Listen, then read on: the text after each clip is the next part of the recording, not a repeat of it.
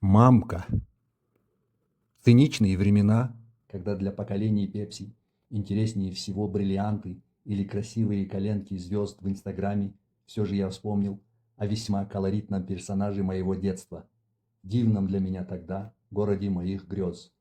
Речь идет о маленькой морщинистой старушке с добрыми глазами, которые смотрели всем глубоко в души, излучая материнскую любовь.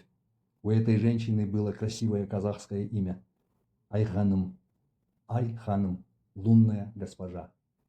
Когда-то и она жила в самом центре нашего родного Кокшетау. Айханым апа одна растила своих 3 детей, сыновей Акылбая и ныне уже покойного Төрёгожа ага, также дочь Майраш.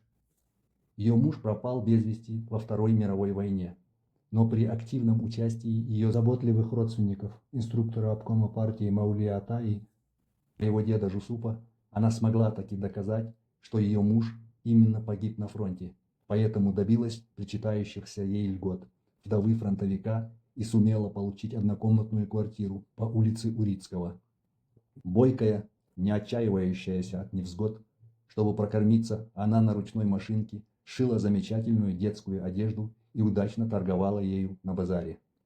Главное, чем отличилась в своей долгой жизни Айганым апа, это тем, что в ее маленькой городской квартирке совершенно бесплатно жили дети всей родни из аулов, которые учились в те времена в городских школах, училищах, техникумах и институтах. Конечно, активно помогал продуктами все тот же дед Жусуп. К этим будущим учителям, докторам, инженерам и другим ценным специалистам тогда еще молодая женщина относилась как к своим собственным детям. Ей приходилось оберегать их, воспитывать и обстирывать всех наряду с ее собственным сыном. Несколько поколений тех благодарных детей, по примеру ее сына, с искренней теплотой, всегда называли ее «мамка». Моя мама, вспоминая те годы, говорила мне, что мамке самой порой было негде спать, и она ложилась у самого порога входной двери собственной квартиры. Благородная мамка с самого ее детства была очень религиозной, поэтому никакая советская атеистическая пропаганда или любые бытовые трудности не могли отвлечь ее от совершения ежедневных пятикратных молитв и постов в месяц Рамадан.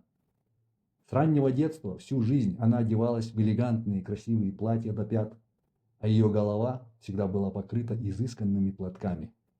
В моем детстве я искренне смеялся в очередной раз, слыша тончайший юмор и иронию в изощренной казахской речи, очень любимой всеми жизнерадостной мамки.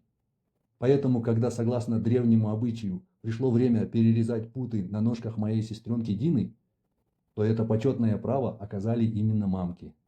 Тогда, после проведения церемонии, моя очень неразговорчивая родная бабушка умиленно сказала: «Держите Дину, иначе она, как шустрая Айганым, сейчас убежит по делам на рынок». Кстати, к месту цитата от мамки.